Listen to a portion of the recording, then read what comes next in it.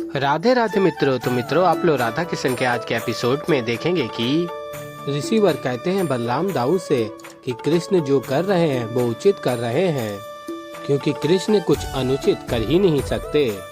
और फिर तभी बलराम दाऊ कहते हैं मैंने बहुत कुछ बोल दिया हो, अत्यधिक क्रोध कर दिया हो, किंतु सत्य यही है, मेरा कान्हा कुछ अनुचित कर ही नहीं सकता। और फिर आगे बलराम दाऊ कहते हैं आपने उचित ही कहा है ऋषिवर। और फिर तभी राधा कहती है दाऊ, अभी कुछ क्षण पूर्व तो आप इतने क्रोधित थे, अब क्या हुआ, एक क्षण में पिघल गए। और कहती है राधा, प्रतीत होता है कि ऋषिवर की बातें आपके हृदय में उतर गई हैं।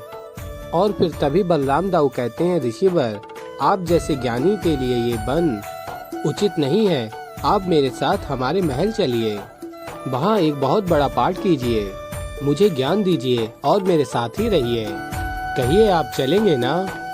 और फिर मित्रों, आप लोग आगे देखेंगे कि सोमहर्षण असुर गुरु शुक्राचार्य के समक्ष जाता है और कहता है आपको मेरा प्रणाम, और कहता है मेरी योजना ये है कि मैं बलराम का गुरु बन जाऊं और उसे अपना शस्त्र बनाकर कृष्ण पर प्रयोग करूं, और मेरे सहस्त्र वर्षों का वेद ज्ञान इस योजना में मेरी सहायता करेगा। और फिर तभी साल्व कहता है तुम उचित कह रहे हो, यही उचित मार्ग है।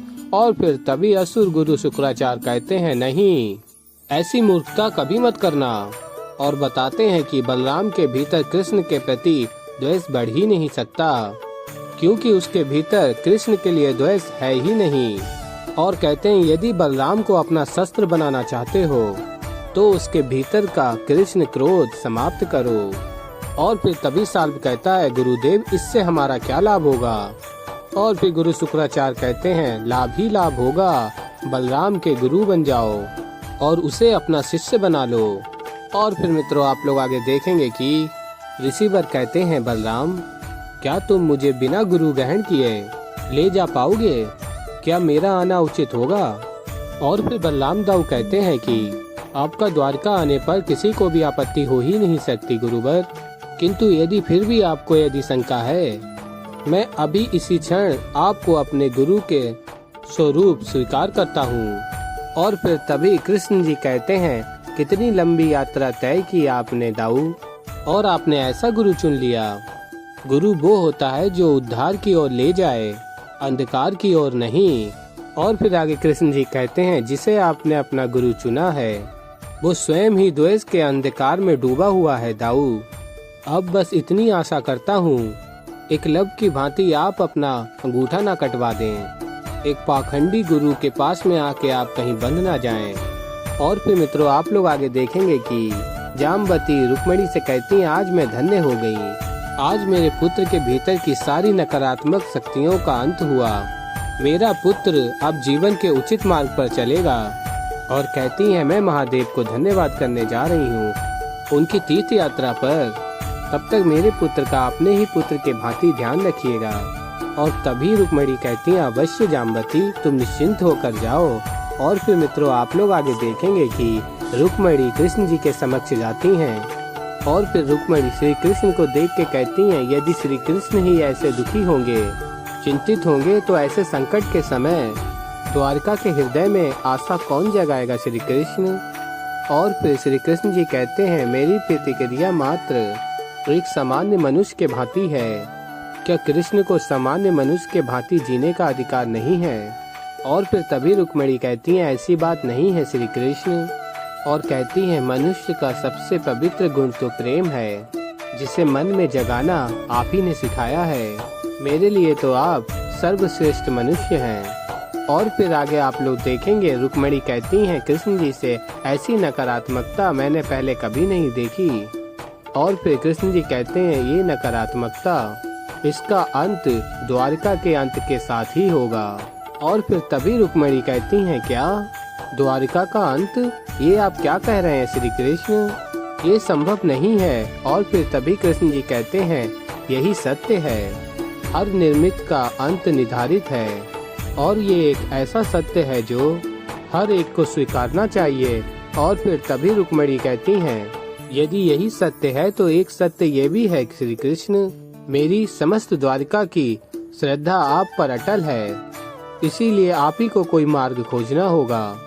यदि आप चाहें तो सब कुछ वैसा ही होगा जैसा प्रथम क्षण पर था। और तभी कृष्ण जी कहते हैं, यदि ऐसा कुछ संभव भी है तो ये मार्ग स्वयं हमारे समक्ष आएगा।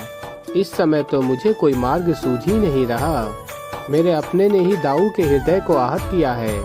और कहते हैं, मेरे दाऊ मुझसे ही दुखी होके यहाँ से चले गए हैं। अभी मैं कुछ सोच नहीं पा रहा रुक्मिणी। और तभी रुक्मिणी कहती हैं, यही प्रेम जो आप दाऊ से करते हैं, राधा से करते हैं, मुझसे करते हैं, समस्त द्वारिका से करते हैं, इसी प्रेम की सहायता से संकट से उभरने का मार्ग अवश्य मिलेगा श्री कृष्ण।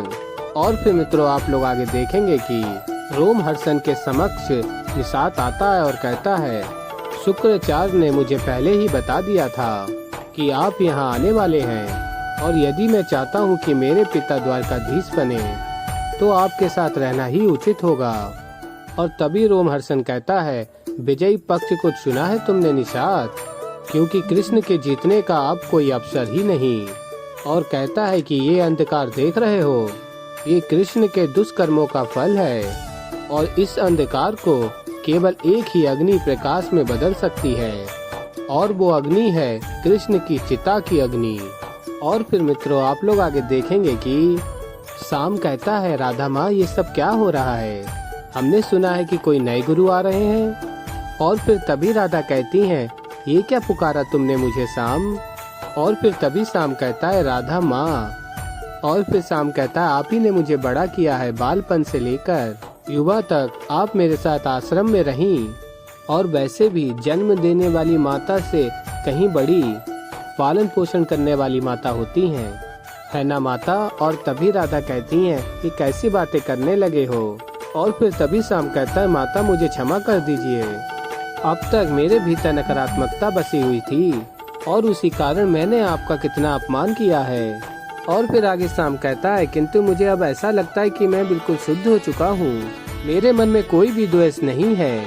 और फिर कहता है शाम, अब ऐसा लगता है कि अब मुझ में महादेव का क्रोध नहीं, अपितु उनके प्रेम का अंश है। और फिर कृष्ण जी राधा से कहते हैं, सत्य है राधा, जब से शाम के उदर से वो मूसल निकला है, तब से शाम का जैसे पुनः जन्म ही हो गया है। और फिर आगे आप लोग देखेंगे, शाम राधा माँ के गले लग जाता है। तो ऐसे ही मित्रों आगे और भी बहुत कुछ देखने को मिलेगा आप लोगों को। तो अभी के लिए इस वीडियो में इतना ही। तो मित्रों, अगर आप लोगों को हमारी वीडियो पसंद आई हो तो वीडियो को कर दीजिएगा लाइक, और अगर चैनल पे नए हैं तो चैनल को कर लीजिएगा सब्सक्राइब, और बेल आइकन को भी प्रेस कर दीजिएगा, जिससे कि हमारी नई वीडियो का नोटिफिकेशन आपको मिल जाए। तो मित्रों, मैं मिलता हूँ जल्दी एक नई वीडियो के साथ, तब तक के लिए राधे राधे मित्रों।